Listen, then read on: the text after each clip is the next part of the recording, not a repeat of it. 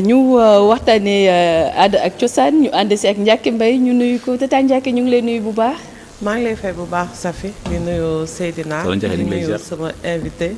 ak mboolem képp ku ñu seetaan rajo télévision Walfadjri. ñëwal ñu sa thème ba pare balaa nga dalal sa invité. waaw tey nag dañu fas yéene waxtaanee Cheikh Anta Diop parcours d'un Sénégalais boo xam ne moo bouleversé la vision de l'histoire africaine. te loolu noonu bu ñu koy waxtaanee yaakaar naa ne ça fait 40 ans que Cheikh Anta Diop dudd woon àdduna moo tax ñu dalal si kii de Seydi Moussa Barham Thiam mi nga xam ne moom bokk na ci ñi jiite parti bi fi Cheikh Anta Diop bàyyi woon wante doon na itam ki yor seen kàddu ñu bàyyi la nga nuyoo. jërëjëf Ndiaké maa ngi leen di nuyu soxna si bu baax a baax. ñu ngi lay fay di la dalal. jërëjëf di nuyu Seydina Omar di ñaan yàlla lépp lu ñu fi wax nekk njëriñu ñi déglu ñëpp incha allah rabbi. donc ma bàyyi la ngeen yaatal. waaw dafa mel ni xam naa dañuy ñëw rek dugg ci waxtaan bi ci tënk ba ñuy mën a wax kan mooy Cheikh Anta Diop. waaw Cheikh Anta Diop moom doomu Sénégal la di doomu Afrique nekk koo xam ne mi ngi juddoo fii ci Sénégal dans la région de Diourbel dans le département de Bambey. plus précisément à Ceytu le 29 décembre 1923 jàng alxuraan Ceytu yeggalee ko Kokki def école occidentale aussi école française à Diourbel foofu la jàngee ba am certificat d'études en 1937 ñëw Dakar ba mu ñëwee Dakar nekk lycée Van Vollenhoven waaw doon fa jàng waaye nekk xale bu teel a am gis-gis xale bu teel a am position par rapport ak ñi nga xam ne noonu la tubaab bi gisee woon nit ku ñuul mu amoon taxawaay boo xam ne da daan bañ ci ni nga xam ne noonu la jàngalekat nit ñu weex ñu doon décrire Afrique ak doon ridiculiser nit ku ñuul ba tax mu amoon benn posture disons révolutionnaire qui l'a poussé à être évacué à Saint-Louis à Faidherbe mais même position boobu la amaat taxoon ñu indiwaat ko Dakar ba ni mu amee ñaari bac littéraire ak bac scientifique ñu koy wax bac philosophie ak bac en mathématiques dem France bi mu demee France tamit bëggoon nekk ingénieur en aéronautique waaye pour des problèmes d'inscription mu inscrire rapidement def ay études en sciences humaines ay études en littérature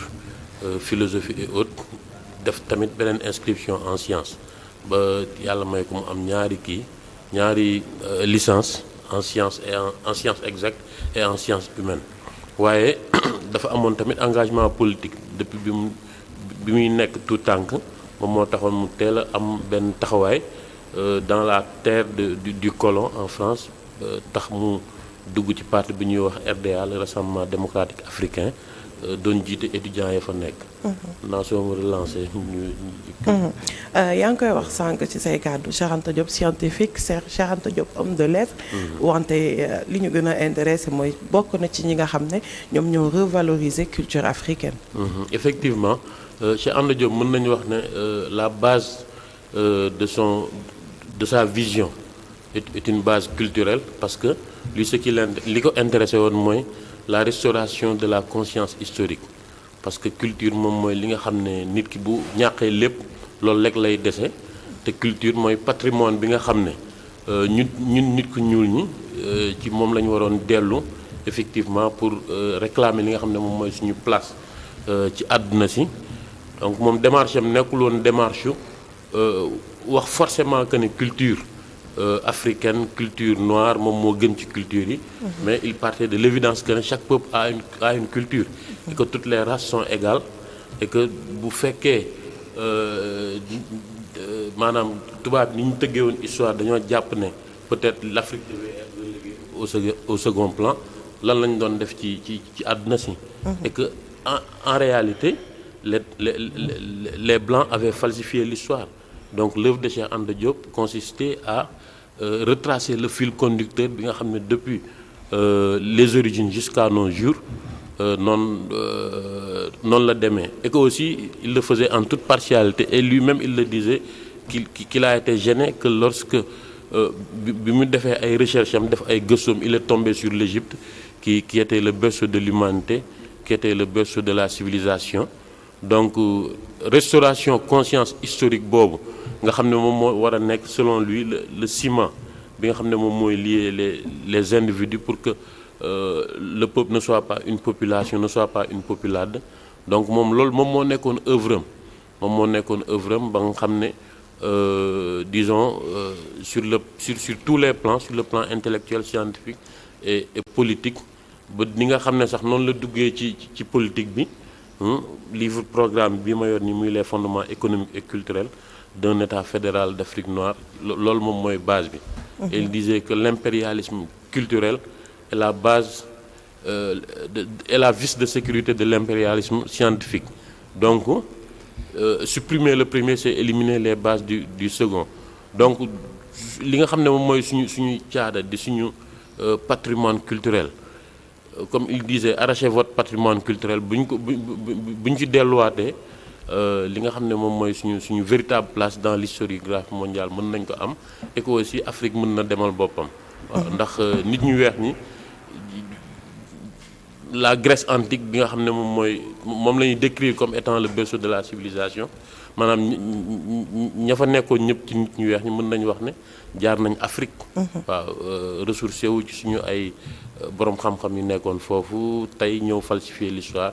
daan ne ñoom ñooy borom xam-xam yi et tout. Donc le projet de Cheikh Anta consistait à rétablir la vérité historique. 1986 2026 40 ans après en quoi vous pensez Cheikh Anta Diop mën nañ jàpp ne que ba léegi actualité la. Effectivement nous estimons au niveau de notre parti le RND que la pensée de Cheikh Anta d'une manière générale et plus particulièrement sa pensée politique demeure plus que jamais actuelle. Elle demeure plus que jamais actuelle. Bind na ko ci ay ouvrage yu bëri depuis 1954 Nation nègre et culture 1967 antériorité des civilisations nègres les fondements économiques et culturels d'un État fédéral d'Afrique noire 1960 et tant d'autres jusque bi nga xam ne moom la mujjee bind muy civilisation ou barbarie en 1981. Donc je pense que loolu patrimoine intellectuel la boo xam ne africains yi d'une manière générale war nañ ci mën a basé wu pour tabax Afrique parce que lui le programme politique bi nga xam ne moom la amoon c'est à l'échelle continentale mosul xalaat les États africains de manière séparée parce que il disait que la balkanisation guette les États africains et pire la sud-américanisation parce que aujourd'hui boo demee par exemple si on prend l'exemple des États-Unis nga xam ne ñoom c'est du fait de la fédération de leurs forces de leurs États ci la ñu amee force bi nga dem en Amérique du Sud les États sud-américains sont de petits États. Donc aujourd'hui l'intérêt des Africains, des États africains, c'est de s'unir, c'est de mutualiser leurs forces, de mutualiser leurs énergies pour que véritablement pour mën a constituer une force boo xam ne dinañ mën a tenir tête aux puissances. Mais Seydi, ça ne vous pose pas de problème que discours u Cheikh Anta Diop wala enseignement wu Cheikh Anta Diop que ñu gën ko que mu gën a audible ci ay Antilles ay États-Unis que fii nga xam ne wala Afrique bi nga xam ne moom fii la bàyyeekoo. waaw loolu posé nañu problème kañ bien sûr te tamit bokk na ci suñu ay combat te je pense que loolu warul nekk rek combat wu parti bi nga xam ne moom la fi bàyyi. gis nañ ne ci fan yi ñu génn maa ngi jégalu. kii di président Bassirou Diomaye Diakhar Faye di instaurer gouvernement wam bi que ay enseignement wu Cheikh Anta Diop ñu dugal ko ci enseignement bi. waaw loolu dañ koy rafetlu te tamit di leen ci xaar je pense que xelli na lu bëri loo xam ne buñ ko dugaloon ci enseignement bi dina réhabiliter l'homme noir les Sénégalais les Africains d'une manière générale. Il suffit juste d'avoir une réelle volonté politique pour mën a intégrer son œuvre et sa pensée dans l'enseignement. Donc le fait que aujourd'hui au Sénégal amu fi benn aura bi loolu tam dañ koy déplorer bu baax a baax te je pense que suñu combat la suñu combat la bu baax et puis il y a des raisons historiques quoi yoo xam ne moom moo établir réalité boobu noonu. De sorte que ñu ngi ciy xaar gouvernement bi je pense que avec une réelle volonté politique mën nañ yegg ci loolu quoi. mais est-ce que gouvernement bi ngeen moom laa la doon bëgg a laaj sànq est-ce que gouvernement bi ngeen si war a xaar parce que déjà le parti ba mën nañ ne taxul mu fës naam bu fekkee ni li nga xamante ne da koy défendre comme cause c'est tellement noble et que am na valeur yu bëri yoo xamante ne da koy jàngale maintenant lan moo tax boobu ba léegi parti boobu mënul génn tamit dëggal boppam fan la mbir mi di sooxee au juste. bon en fait xam nga RND dafa nekk parti boo xam ne dafa juddu mën naa wax ci ay difficulté ci ay jafe-jafe parce que Cheikh Anta Diop bi mu jugee France pare jàngam 1960 bi mu ñëwee parti bi mu njëkk a créé mooy le bloc des masses sénégalaises waaw pour des raisons politiciennes régime bi fi nekkoon xeex ko ba dissoudre ko après mu créé le Front national sénégalais avec des camarades Diaïs des camarades de Mamadou Dia gouvernement bi mosu ko reconnaître mu toog ci moom ngoram ak loyauté am ne du créer parti tant que les Mamadou Dia génnul donc de 1964 à 1976 deful benn activité politique. 1976 bi ñu créé parti bi aussi nanguwuñ ko. ñu nekk di xeex ba 1981 donc vous voyez que parti bi dafa nekk loo xam ne ci ay difficultés. mais loolu temps wu Cheikh Anta la balaa maa joxaat kii Ndiaké temps wu Cheikh Anta la mais dama bëgg yéen au juste lan ngeen def pour yëkkatiwaat parti bi pour mu gën a dund. effectivement bi ñu reconnaître très parti bi ba régime socialiste li ñu fi nekk yëpp ñu ngi toog di poser ay actes. yan actes di par exemple on était candidat aux élections législatives de 83 caractérisé par des fraudes ba après benn poste la ñu am Cheikh Anta nanguwu ko parce que il estimait que élections yi jaarul woon yoon 93 on avait un candidat Madior Diouf waaw candidat le sociétal politique loolu ñëpp a ngi koy fàttaliku 2000 on était membre de la coalition Code 2000 avec l'AFP après le FAL ñu jël pouvoir bi avec le président Wade le Front pour l'alternance 2012 aussi on est donc pour dire que 2012 tamit bokk nañ ci coalition bi nga xam ne ñoom ñoo gagné woon élection yi donc pour dire que toutes les alternances qui se sont réalisées au Sénégal RND bien que sur le plan numérique en nombre peut-être mën nañu wax ne c'est pas un grand kii mais on a quand même par les idées et par une certaine posture participé à toutes les victoires électorales de ce pays-là. Bon c'est vrai que nous déplorons état bi nga xam ne ci la nekk et que parti bi mi ngi ciy liggéey. dañuy ñëw ci li nga xam ne moo xew ca Cheikh Anta Diop bu ñuy ci université Cheikh Anta Diop di bërëb boo nga xam ne ki ñu waxtaanee tey moom lañ ko dippee yow boo gisee ni muy demee ak li nga xam ne est-ce que bërëb ba wuyu na turam ak su la wartina la fay xew. Je pense que université bërëbu xam-xam la nekk. la war a nekk. comme ki nga xam ne mooy turandoom moom loolu la mës a gëm c'est ce qu'il disait aux jeunes armez-vous de science jusqu'aux dents arrachez votre patrimoine culturel parce que li mu gëmoon mooy xam-xam rek moom moo mën a libérer Afrique xam-xam rek moom la jeunes yi mën a am pour tabax Afrique donc aujourd'hui c'est vraiment déplorable que ñuy assister à ces scènes-là yoo xam ne vraiment honoré wul institution universitaire et là nous invitons l'État pour que mu gën a bàyyi xel étudiants yi mu gën a bàyyi xel ce temple du savoir là étudiants yi tamit ñoom it qui soit ouvert à une concertation avec l'État ngir xam ne foofu maanaam li war a tabax réew mi li war a tabax ëllëg Afrique ëllëg foofu la war a jaaree donc li fa xew ñu ngi koy regretter. D'accord. waaw di ko metti lu bu baax a baax. xam naa ne waxtu wi xoj nañu. dumante duñu waxtaanee Cheikh Anta Diop te waxuñu ci ceytu. ceytu ngay xam ne yaa ngi koy wax sànq mooy dëkk ba nga xam ne moom fa la sokkeekoo.